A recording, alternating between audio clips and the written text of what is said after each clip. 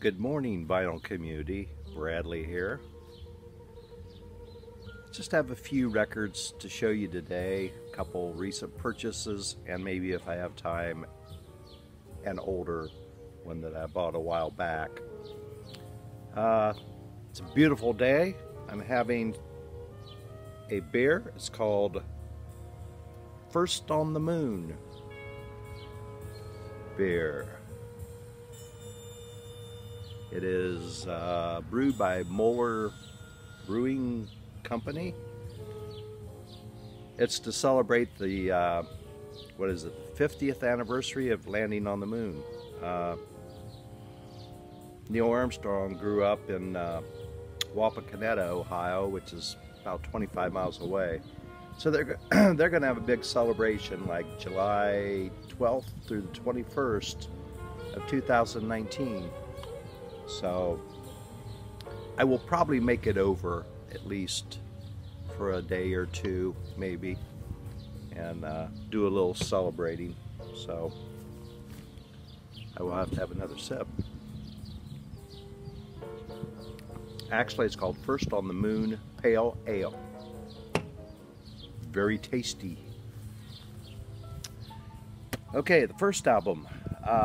This is one of the recent Blue NoteTone Poet Series releases, and it is Cassandra Wilson Glamoured.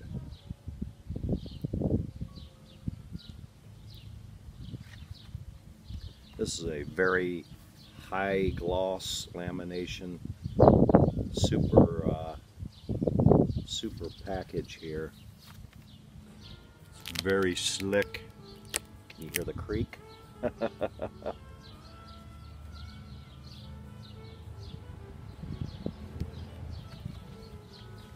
Very nice package. This was originally released in 2003 on Blue Note.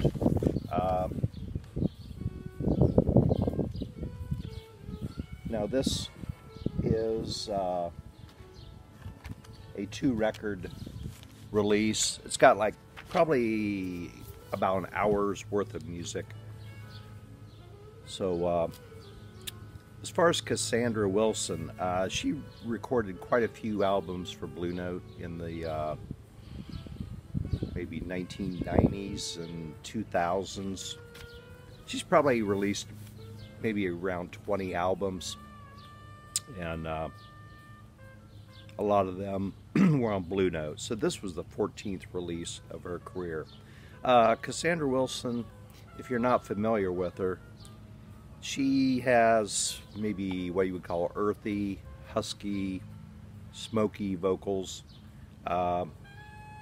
Actually, her vocal range is not that high.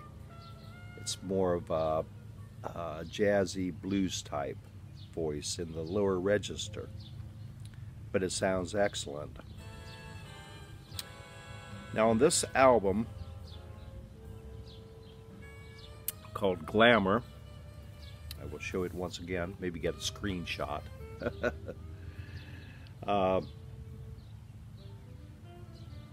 There's a lot of percussion on this album. Cassandra plays acoustic guitar along with another guitarist, and they have it's pretty much like Latin percussion. So they have the really neat acoustic guitars in there with all this percussion. So it sounds very good. And she did win a Grammy in 1996 for one of her albums for Best Jazz Vocal Performance. So on this album there's probably I don't know, 12 or 13 songs. She wrote half of them. She wrote a couple with the co-producer, who was also one of the guitarists, and his name is Fabrizio Scott. So like I said, they wrote half of these songs. There is a song by Sting called Fragile. They do a cover version of Lay Lady Lay by Bob Dylan, which the only thing it has in common with Dylan's song is the lyrics. Melody and just the whole chord structure is completely different, which actually is very good. It just gives a whole new twist on that song. They do a version of Crazy by Willie Nelson. They do a song written by Muddy Waters, Honey Bee. So I think all in all, this is a very good album. If you're into female jazz vocals with a earthy, husky voice. So that may limit it for some people. But very good album. And of course it's a tone poet, so the sound quality is pretty darn good. Now in the background, I don't know if you've been listening,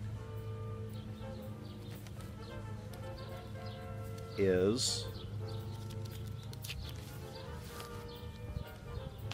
Gil Evans. This also is a recent tone poet release from Blue Note. It's called New Bottle, Old Wine.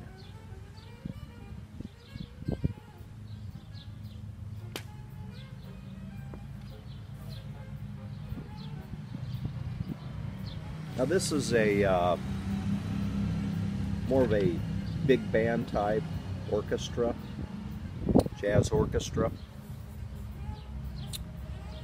And on the cover it says, "The great jazz composers interpreted by Gil Evans and his orchestra," which is correct. I will get to that in a little bit. This was released in 1958 on World Pacific Records. I will try to show the try to show you the label here. It's a black label. I think it is showing up.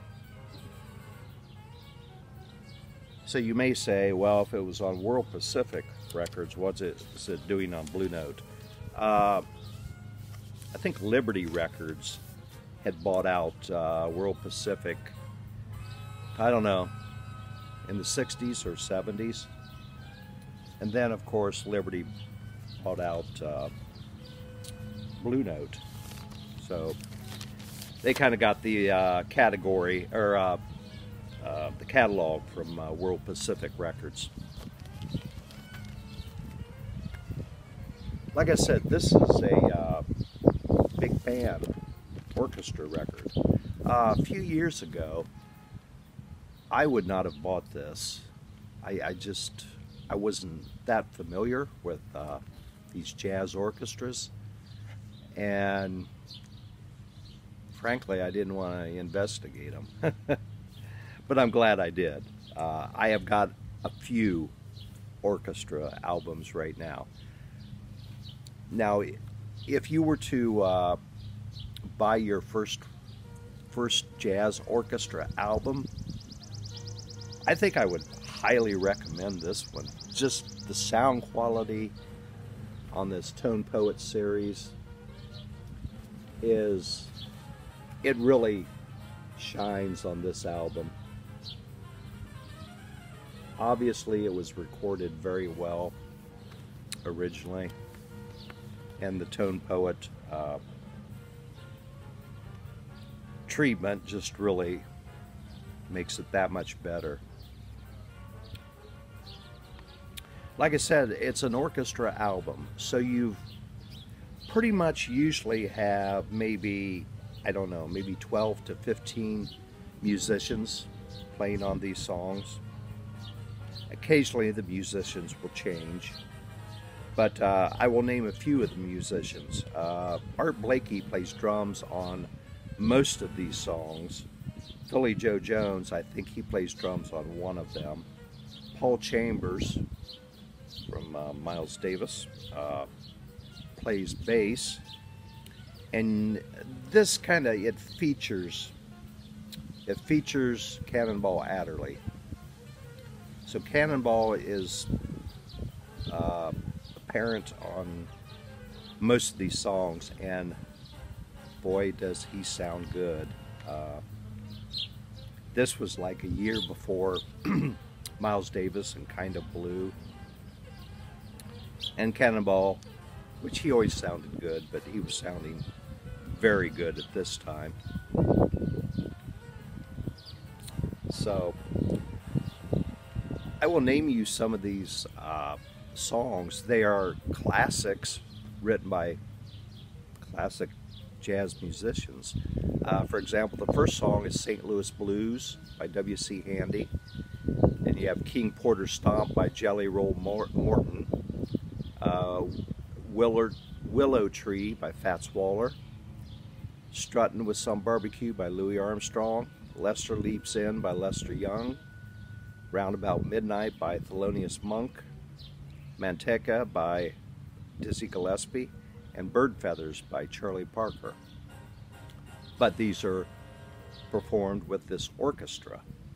So it gives a whole new version to all these songs.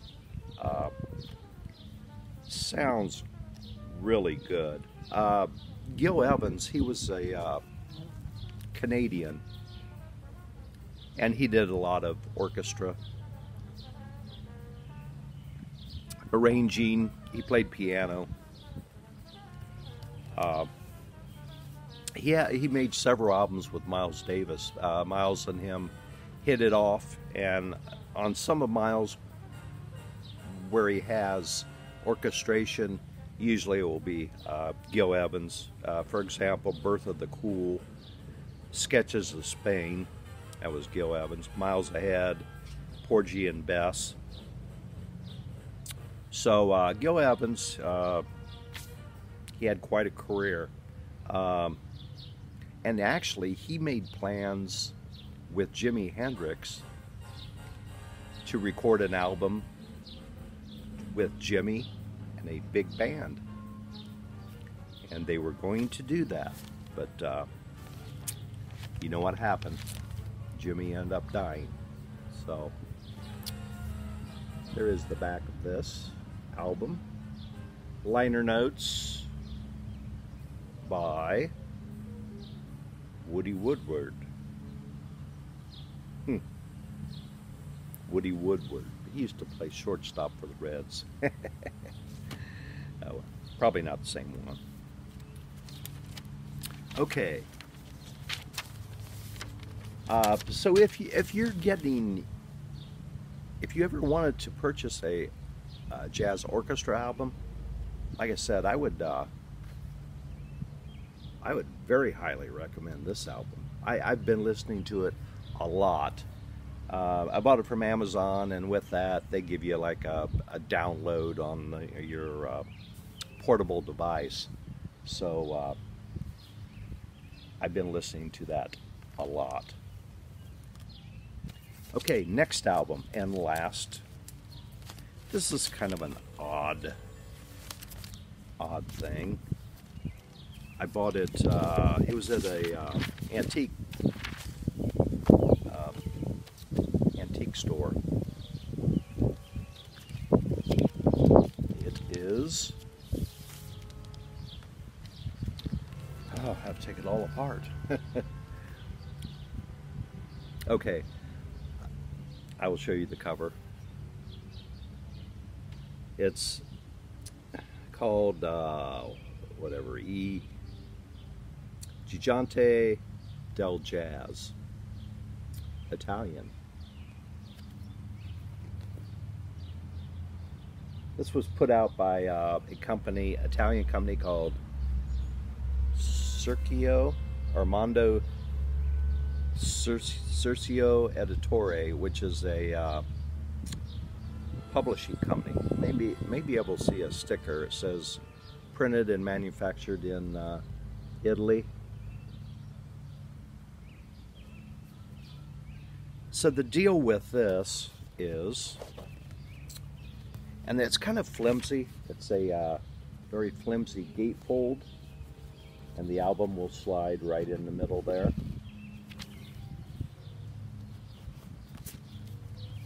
But the story on this is volume 2. This Italian company, they made, I think they made 100 records, different records in this series. And they released them over the period of, it was either 1 or 2 years, back in 1980 or 81. So, and I don't know, I assume you could buy them separately.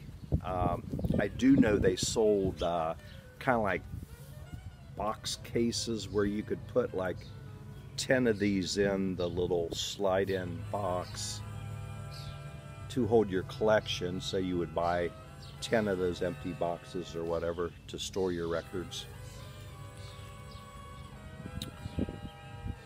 Like I said, 100 different albums, and usually on each album they will highlight maybe 3 or 4 jazz artists.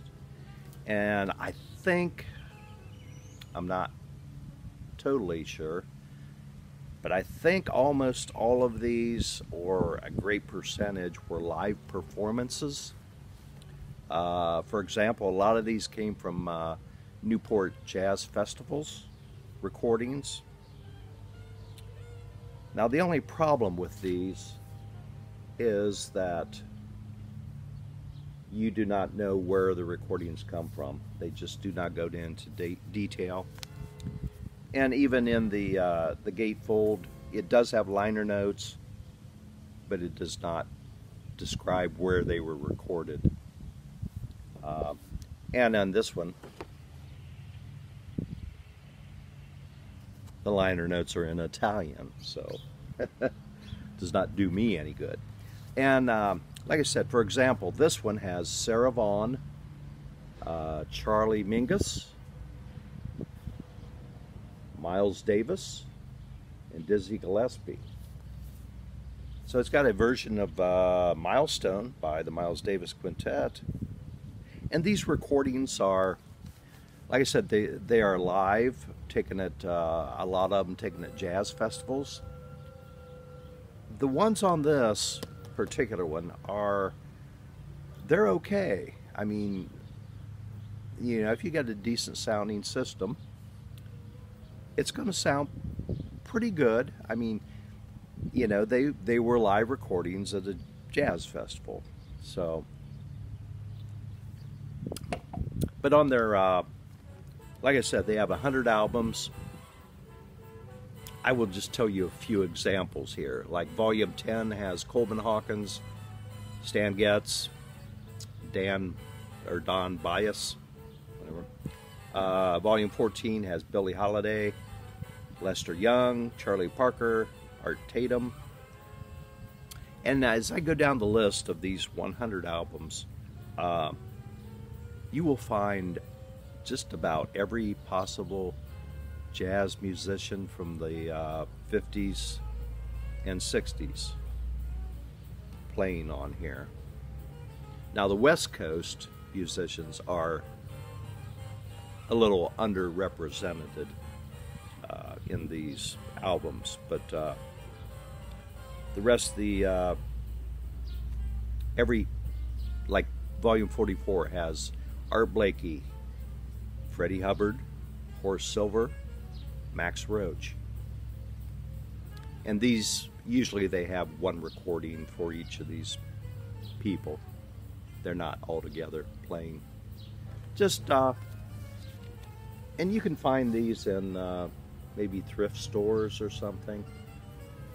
I'm sure I did not pay hardly anything at all, probably $2 or $4. And usually they're in pretty good shape because people probably didn't play them that much. I will show you the label here. Like I said, it's called the Curcio I Gigante Del Jazz. So, you ever run across any of those, yeah, why not pick up one of them? I wouldn't play them all the time, but whatever. Okay, I think that's all for today. It's a beautiful day, a little breezy and sunny. So I will catch you guys and ladies the next time. We'll see ya.